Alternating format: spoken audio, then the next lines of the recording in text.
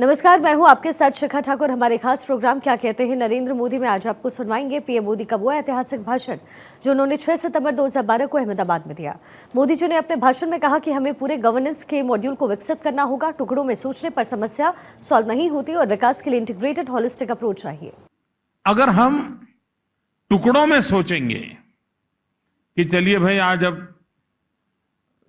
लोगों को आने जाने में दिक्कत हो रही है तो ट्रांसपोर्ट के लिए सोचो, फिर कभी बैठेंगे तो सोचेंगे स्कूल को जाने वाले बच्चों की व्यवस्था के लिए सोचो, तीसरे दिन सोचेंगे तो भाई चलिए वहां कोई फेस्टिवल हो रहा है तो वहां क्या कुछ सोचो।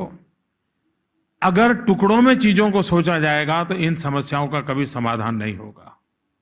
और इसलिए हमारे देश में और विशेष करके एशिया के कुछ देशों ने इस दिशा में काम किया है। उससे सीखते हुए हमने पूरे गवर्नेंस के मॉडल को विकसित करना पड़ेगा। हमने अर्बन डेवलपमेंट का साइंटिफिक अप्रोच क्या हो, इस पर हमने बल देना होगा। हम सिर्फ हाउसिंग इंडस्ट्री को एड्रेस करें और हाउसिंग प्रॉब्लम को एड्रेस करें और रोड इंफ्रास्ट्रक्चर को न करें। हम रोड इंफ्रास्ट्रक्चर को करें लेकिन ट्रांसपोर्टेशन को न करें। हम ट्रांसपोर्टेशन को करें लेकिन पावर सप्लाई को न करें। हम पावर सप्लाई को करें लेकिन गैस ग्रिड को न करें। हम गैस ग्रिड को करें लेकिन ब्रॉडबैंड कनेक्टिविटी न दें। अगर हम ऐसा टुकड़ों में करेंगे तो मैं नहीं मानता हूं कि हम सुविधाओं को पहुंचा सकते हैं। और इसलिए एक इंटीग्रेटेड होलिस्टिक अप्रोच, और उसके लिए सबसे पहली जो मैं आवश्यकता हमारे देश में मैं ऐसा करता हूं कि जिस प्रकार से आईआईएम के अंदर भिन्न भिन्न प्रकार के कोर्सेज चलते हैं, एमबीए के भिन्न भिन्न प्रकार के कोर्सेज चलते हैं, ये समय की मांग है कि हमारे देश में जितना हो सके उतना जल्दी अर्बन मैनेजमेंट, अर्बन इनिशिएटिव्स को लेकर के यूनिवर्सिटीज में ह्यूमन रिसोर्स डेवलपमेंट पर विशेष ध्यान दिया जाए। एक्सपर्ट टैलेंट हमको तैयार करनी होगी जो इन बढ़ते हुए, क्योंकि गुजरात एक स्टेट है जहां मेरा आज 42% अर्बन पॉपुलेशन और 50% population dependent to the urban area है।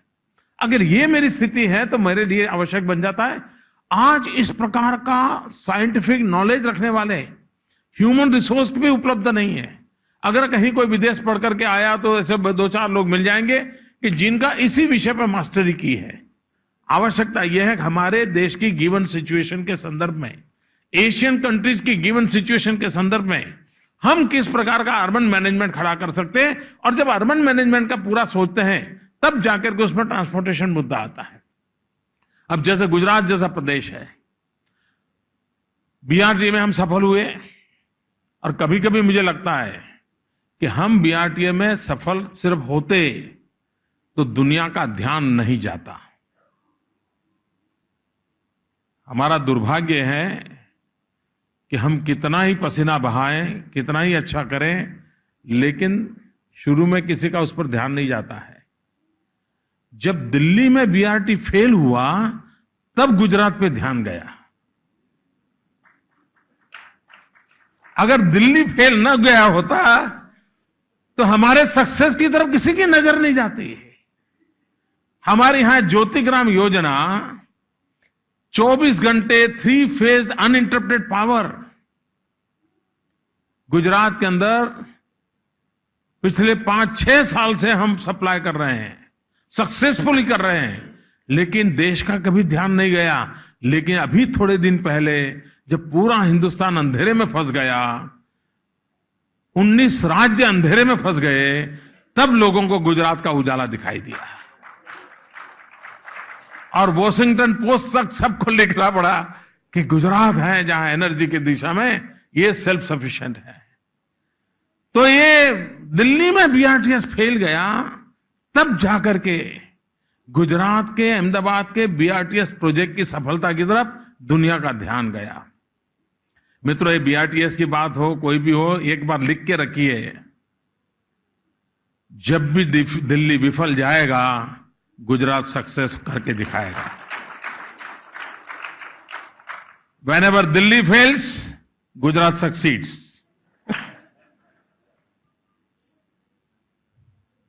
और हम सफलता की दिशा में, सफलता की ओर लोगों को ले जाने के पक्ष में है। अब हम बीआरटीएस पर रुकने के मूड में नहीं है, हम और ट्रांसपोर्टेशन सिस्टम की ओर आगे बढ़ना चाहते हैं। अभी आप लोगों को जिस दिन मैंने कांकरिया रिवर फ्रंट का लोकार्पण किया था, उस दिन हमने कहा था हिंदुस्तान में पहली बार हम एम्फी सर्विस को शुरू करने जा रहे हैं। साबरमती रिवर फ्रंट के अंदर जो कि नर्मदा का पानी बहा है, अब उसमें हम उस ट्रांसपोर्टेशन को मोड को ला रहे हैं कि जिसमें बस पानी में चलेगी और जहां पानी पूरा हो जाएगा फिर वो जमीन पर दौड़ने लगेगी। हमने नई नई व्यवस्थाओं का उपयोग करना होगा। अब गुजरात के पास 1600 किलोमीटर कोस्टलाइन है,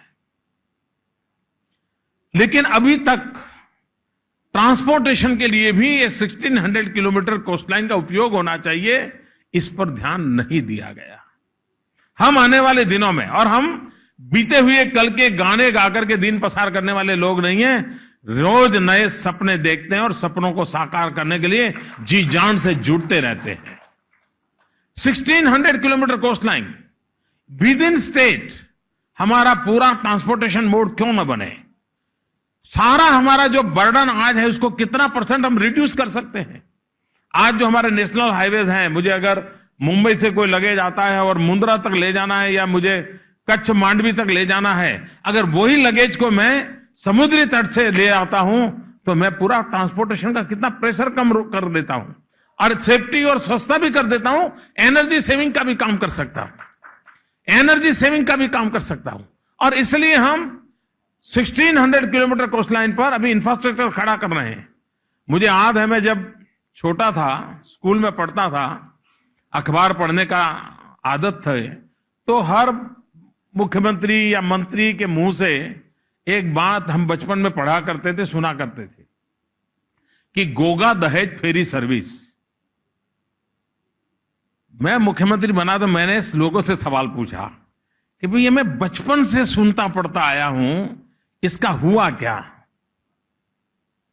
मित्रों, अखबार में तो हम चीज देखते थे, कागज पे, फाइल पे कहीं नजर नहीं आती थी। अब मैंने उस बीड़ा उठाया है, मैं उस गोगा दहेज फेरी सर्विस को शुरू करने जा रहा हूं। अभी उसका इंफ्रास्ट्रक्चर का काम चल रहा है, दोनों तरफ चल रहा है। अब ये एक नया ट्रांसपोर्टेशन का मोड होगा। 100 से अधिक व्हीकल उसके अंदर आ जाएंगे, 1000 से अधिक पैसेंजर आ जाएंगे। कितनी एनर्जी सेविंग होगा, कितना समय का बचाव होगा और कितना एग्जिस्टिंग ट्रांसपोर्टेशन सिस्टम के प्रेशर को वो कम करेगा। यानी हम उस दिशा में जा रहे हैं। मित्रों, मेरे गुजरात के लाइफलाइन है नर्मदा, लेकिन सिर्फ पानी बहता रहे तो वो लाइफलाइन रहेगी ऐसा मैं नहीं मानता। मैंने कुछ लोगों को अभ्यास करने में लगाया है कि गुजरात के हार्ट में से निकलने वाली 500 किलोमीटर का कैनाल है, मेन कैनाल, क्या उसके अंदर हम ट्रांसपोर्टेशन की व्यवस्थाओं को विकसित कर सकते हैं? लोगों को फंड भी मिल जाएगा, प्रेशर भी कम होगा और कम से कम लगेज तो ले जा सकते हैं। छोटे से पानी से 1 फुट ऊंचे ऐसे बुझ भरे तो कहीं पर भी ब्रिज आता होगा, नाले के नीचल से निकलना होगा, तो भी वो 500 किलोमीटर लॉन्ग, यानी जो काम करने के लिए अरबों खरबों रुपए 500 किलोमीटर रोड बनाने के लिए लग जाएगा, वो आज वाटरवे ट्रांसपोर्ट सिस्टम से हो सकता है क्या? हम इसको कैसे आगे बढ़ाएं? मेट्रो ट्रेन अहमदाबाद में, सूरत में, बड़ौदा में मेट्रो ट्रेन की दिशा में आगे बढ़ रहे हैं। लेकिन अगर सूरत का मेट्रो ट्रेन का मॉडल एक होगा, बड़ौदा का मेट्रो ट्रेन का एक होगा, अहमदाबाद का मेट्रो ट्रेन का एक मॉडल होगा, तो ये बिखरी हुई अवस्था हमें मंजूर नहीं है। और इसलिए हिंदुस्तान में Gujarat will be the first state जो हम आने वाले दिनों में multi mode affordable transport authority का निर्माण करने वाले हैं। एक अम्ब्रेला के नीचे गुजरात के सभी शहरों में इंटर सिटी के लिए, इवन जो हमारे नए स्पेशल इन्वेस्टमेंट रीजन बन रहे हैं वहां पर ये मल्टी मोड एफोर्डेबल, इस काम को करने के लिए एक सेपरेट ट्रांसपोर्ट अथॉरिटी बनाएंगे और शॉर्ट फॉर्म होगा उसका MATA, माता। और माता शब्द आते ही मिलता है सुविधा ही सुविधा मिलती है जहां माता शब्द होता है।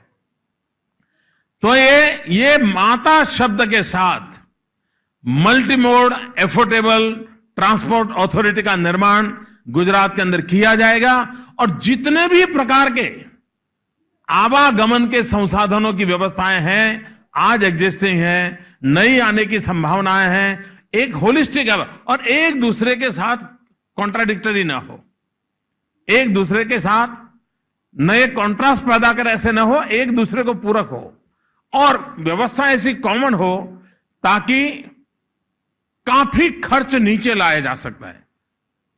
अगर सूरत का एक मोड़ है, अहमदाबाद का दूसरा मोड़ है, तो दोनों का सप्लाई करने वाली टीमें अलग बन जाएगी, खर्च ज्यादा हो जाएगा। लेकिन अगर मार्केट कॉमन पैदा किया जाए तो मैन्युफैक्चरिंग भी कॉमन होगा, तो उसके कारण उसकी कॉस्ट नीचे लाने में भी बहुत सुविधा होगी और उस दिशा में काम करने का हम प्रयास कर रहे हैं। मित्रों, जो लोग गुजरात की विकास यात्रा को देखते हैं, मैं जानता हूं स्वस्थतापूर्वक बारीकियों से चीजों का एनालिसिस करने का स्वभाव समाज में कम होता जा रहा है। अध्ययन करके चीजों का मूल्यांकन करने की आदत कम होती जा रही है और इसलिए बहुत से अच्छे इनिशिएटिव होते हैं जिस पर किसी का ध्यान जाता नहीं है। क्या कारण होगा कि बीआरटीए का नाम, उस मार्ग का नाम हमने जनमार्ग रखा होगा? क्या कारण है कि हजारों करोड़ रुपयों की ये गोल्डन वैल्यू की जमीन हमने इस प्रकार से इस काम के लिए लगा दी होगी? वरना ये इसकी कीमत जाए तो हजारों करोड़ रुपए की कीमत की जमीन है जिस पर आज बीआरटीएस दौड़ रही है। लेकिन अगर स्टडी करके इतने अरबों खरबों रुपए खपाना, कुछ लोग कहते हैं कि इतने बढ़िया, मेरी आलोचना क्या हुई है? मेरी आलोचना ये हुई है कि इतना बढ़िया बस स्टेशन की क्या जरूरत थी। मुझे कभी कभी ये गरीब सोच वाले लोग होते हैं, उन पर बड़ी दया आती है।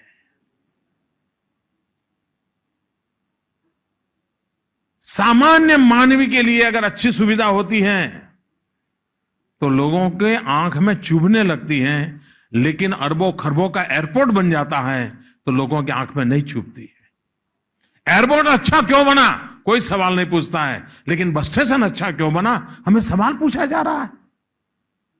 क्या सामान्य मानवी के लिए अच्छी सुविधा नहीं होनी चाहिए? हमें इसके लिए क्वेश्चन किया जाता है। और ये कुछ लोगों की मानसिक दरिद्रता होती है। और मुझे एक कथा बराबर याद रहती है, बहुत सालों पहले की घटना है और सत्य घटना है। मैं महसाना के प्लेटफॉर्म पे खड़ा था और वहां पर भीख मांगने वाला एक इंसान अपने हाथ के अंदर, किसी ने ब्रेड दिया होगा तो ब्रेड ऐसे डुबो डुबो करके खा रहा था और बड़े चाव से खा रहा था। मेरी यूं ही नजर गई, मैंने देखा उसके हाथ में कुछ है नहीं, तो ये ब्रेड जो है उसको ऐसे डुबो डुबो कर कैसे खा रहा है। तो मेरा मन कर गया उस गरीब आदमी के पास जाके मैंने पूछा, मैंने कहा भैया तुम ब्रेड खा रहे हो, तेरे हाथ में तो कुछ है नहीं, ये ऐसे बराबर डुबो डुबो करके क्यों खा रहे हो? तो उसने मुझे जवाब दिया, उसने कहा साहब ऐसा है, अकेली ब्रेड टेस्टी नहीं लगती है। तो मैं मन से सोचता हूं कि मेरे हाथ में नमक है और नमक के मैं डुबो करके मैं उसको खा रहा हूं। मैंने कहा यार कल्पना ही करनी है तो सीखट की कर, नमक की क्यों कर रहा है?